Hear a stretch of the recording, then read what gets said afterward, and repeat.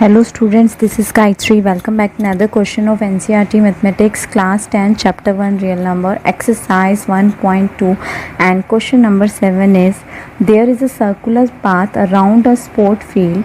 Sonia takes 18 minutes to drive one round of the field while Ravi takes 12 minutes for the same.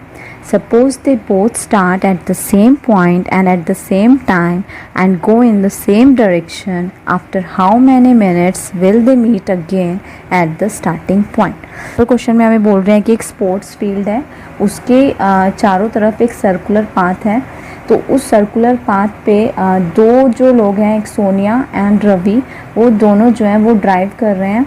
Sonia जो है वो 18 minutes का time जो है वो लेती है उस एक राउंड को कंप्लीट करने में, और रवि जो है वो 12 मिनट्स का टाइम लेता है उसी राउंड को कंप्लीट करने में.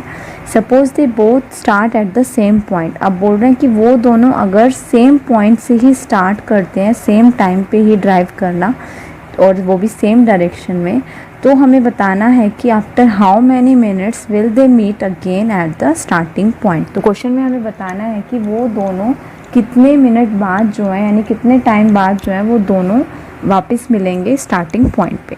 तो सपोज एक स्पोर्ट फील्ड का सर्कुलर पाथ है. तो सोनिया को इस सर्कुलर पाथ का वन राउंड लेने में लगता है 18 मिनट्स. सोनिया को टाइम लगता है 18 मिनट्स का. इसी स्टार्टिंग पॉइंट से रवि भी ड्राइव करना स्टार्ट करता है, तो उसको जो टाइम लगता है वो है 12 मिनट. दोनों सेम पॉइंट से ही ड्राइव करना स्टार्ट कर रहे हैं. क्वेश्चन में हमें गिवन है कि जो स्टार्टिंग पॉइंट है वो सेम है, दोनों का सेम ही डायरेक्शन है, एक ही डायरेक्शन में दोनों ड्राइव करते हुए आ रहे हैं और इसी स्टार्टिंग पॉइंट पे वो वापस आकर मिलेंगे.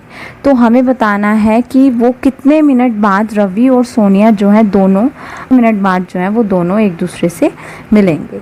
तो यहाँ पर अगर सपोज़ हम लेते हैं सोनिया का, सोनिया जो है वो अगर एक राउंड कंप्लीट करती है तो पहले राउंड को कंप्लीट करने में उसको टाइम लग रहा है 18 मिनट्स का. इसी तरह से अगर वो दूसरा राउंड कंप्लीट करती है तो उसको लगेगा 36 मिनट का. और इसी तरह से सोनिया अगर तीसरा राउंड कंप्लीट करती है तो उसको लगेंगे 54 मिनट्स. इसी तरह से हम आगे के राउंड निकाल सकते हैं. अब यहाँ पर रवि जो है उसको टाइम लग रहा है फर्स्ट राउंड कंप्लीट करने में 12 मिनट्स. सेकेंड राउंड अगर वो कंप्लीट करता है फिर उसको 12 मिनट्स लगेंगे, तो हो गए 24 मिनट्स. नेक्स्ट थर्ड राउंड अगर वो कंप्लीट करता है तो 36 मिनट, और अगर फोर्थ राउंड कंप्लीट करता है तो 48 मिनट. की जो कॉमन नंबर है वो हमारा है 36. तो यहाँ पर हमने इसकी क्या लिए, हमने इसके मल्टीपल लिए. एक राउंड कंप्लीट करा, फिर दूसरा राउंड, फिर तीसरा राउंड. तो इसमें यहाँ पर हमने फैक्टर्स नहीं निकाले, HCF की यहाँ पर हमें नहीं निकालना है.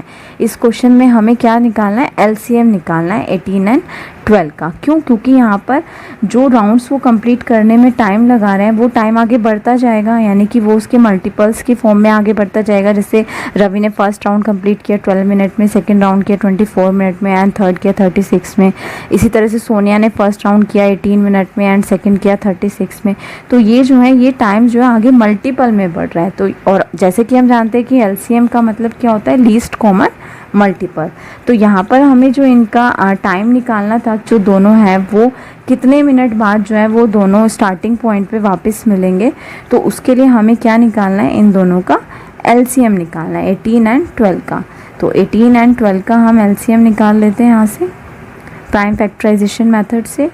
2 9 ज़ा 18, 2 6 ज़ा 12, 9 2 3 ज़ा 6. अब इसको हम 3 से कर लेते हैं. 3 3 ज़ा 9, 3 1 ज़ा 3, अगेन 3 से करते हैं. 3 1 ज़ा 3. तो यहाँ पे हमारा LCM आ गया 2 इंटू 2 इंटू 3 इंटू 3. इनको अब हम मल्टीप्लाई कर लेते हैं. 2 2 ज़ा 4, 4 3 ज़ा 12, 12 3 ज़ा 36. तो जैसे हमने क्वेश्चन में देखा कि हमारा LCM आया 36, यानी 36 मिनट जो है वो टाइम है जब रवि और सोनिया जो है स्टार्टिंग पॉइंट पे वापस आकर एक दूसरे से मिलेंगे. So after 36 minute they will meet again